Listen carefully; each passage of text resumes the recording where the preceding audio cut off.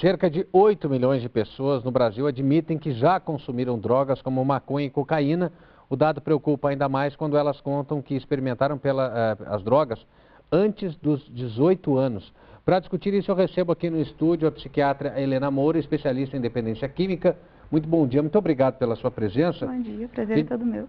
Prazer nosso recebê-la aqui. A gente viu aí que são vários casos de pessoas que conseguem superar uma fase muito sofrida.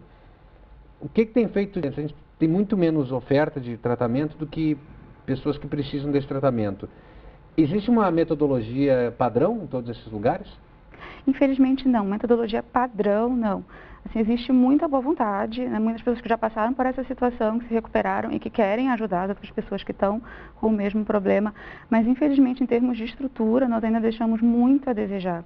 As internações em comunidades terapêuticas, elas têm uma utilidade, né, de deixar a pessoa por um tempo longo afastada de uso de drogas. Isso ajuda a recuperar como o cérebro está funcionando, ajuda a recuperar o corpo, mas só isso muitas vezes não é suficiente. É importante também que eles passem por uma avaliação psiquiátrica, porque a associação com algum transtorno mental aumenta em 2 vezes o risco de desenvolver uma dependência. Sim. E quando ocorre, ela tende a ser mais grave. Se eu não trato isso junto, vai ser mais difícil da pessoa conseguir parar ou depois que parar, se mantém em abstinência. Ok, a pessoa que tem um transtorno psiquiátrico, ela tem mais facilidade de virar dependente químico, é isso? Exatamente, isso, o risco dobra. Que coisa. E aí o atendimento também tem que levar em consideração a condição fisiológica da pessoa quando ela é retirada desse ambiente, né? Porque muitas vezes ela está com um problema de saúde mesmo. É um problema, eu digo assim, de desnutrição, como a senhora me dizia agora há pouco, né? Sim. E aí, como é que se faz esse acompanhamento? Isso depende um pouco da substância que a pessoa usa, tem usado em mais quantidade, e também algumas características particulares do indivíduo. Então, o que a gente vê no álcool, por exemplo, né, que é o que a gente tem a maior prevalência, assim, o maior número de pessoas tem problema com o uso do álcool. O álcool, a síndrome de abstinência grave do álcool, ela pode ter uma mortalidade de perto de 30%. Nossa, então, muito alto. Sim, muito alto. São pessoas que podem ter convulsão, podem ter crise de agitação psicomotora muito graves, de sair quebrando tudo que vê pela frente, risco de ter pico hipertensivo. Então, são pessoas que às vezes elas precisam, nesse quadro mais grave, elas precisam de hospital, às vezes até mesmo de UTI. Passada essa fase, aí sim ela vai ser encaminhada para um tratamento que visa mais as estratégias psicoterapêuticas de o que eu tenho que fazer agora para não recair. Como é que vai ser uma vida sem álcool, sem drogas? O que eu tenho que aprender? E aí, sim, tem todo um quadro digamos, até psiquiátrico antes do psicológico de se abordar, é isso? São integrados, na verdade, sim. Os dois são juntos. Por que esse início é cada vez mais cedo, é mais precoce, essa primeira experiência com drogas? Uma das causas é que está cada vez mais disponível. Né? Então, assim, as drogas lícitas, álcool e cigarro, são as que eles tendem a usar mais cedo, mais até do que outras drogas. Alguns vão evoluir depois para maconha, para cocaína, e a maconha está ficando também cada vez mais disponível, a percepção de que não é uma droga que possa fazer mal, então isso também tem aumentado muito a experimentação na adolescência.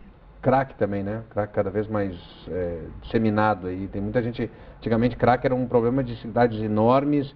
Hoje tem gente em cidades do interior, cidades pequenas, até meio rural, reclamando do crack, né? Sim. E ele tem uma influência sobre, digamos, o comportamento da pessoa muito severo, rapidamente, né? As pesquisas mostram isso, né?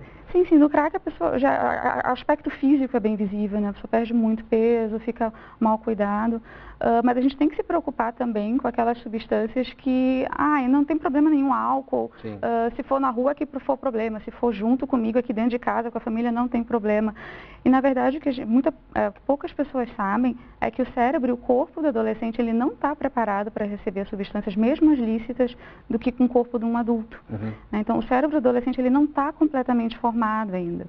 Então, a parte do cérebro que é importante para a tomada de decisões adequadas, para não situações de risco, ele ainda não está totalmente desenvolvido. Por isso que o adolescente se expõe mais a risco, se coloca mais em situações de perigo. Se eu começo a usar uma substância nessa fase, tem o risco de eu não conseguir desenvolver completamente o cérebro, e aí isso vai trazer consequências para o resto da vida daquele indivíduo. E tem o jovem está mais, por essa condição, digamos, neurológica, está mais disposto, está mais arriscado a dependência também ou não? Ele está mais arriscado à experimentação. A experimentação na adolescência, em geral, o primeiro contato com substâncias ocorre na adolescência. Um dos motivos seria esse, né, do cérebro da pessoa querer se colocar mais em risco. Outras questões dele sentir necessidade de estar pertencendo a um grupo, então tem que prestar muita atenção onde ele está estudando, que locais ele está frequentando, porque se forem locais que enaltecem muito o uso de drogas, ele vai estar mais vulnerável, por mais que em casa se tenha um cuidado de explicar que não é para usar drogas. O exemplo dos pais também é muito importante. Claro. Existe aquele medo de, não, se eu proibir, aí que ele vai se interessar mais, porque proibido é mais gostoso. Mas, na verdade, o que a gente sabe é exatamente o oposto. A literatura já tem muitos dados mostrando que quando os pais não colocam regras claras em relação a não usar drogas ou atuam de forma mais permissiva em relação a isso, esses são os adolescentes que mais têm risco de usar. Perfeito. Muito obrigado pelos seus esclarecimentos. Bom dia para você. Até a próxima. Eu que agradeço. Até mais.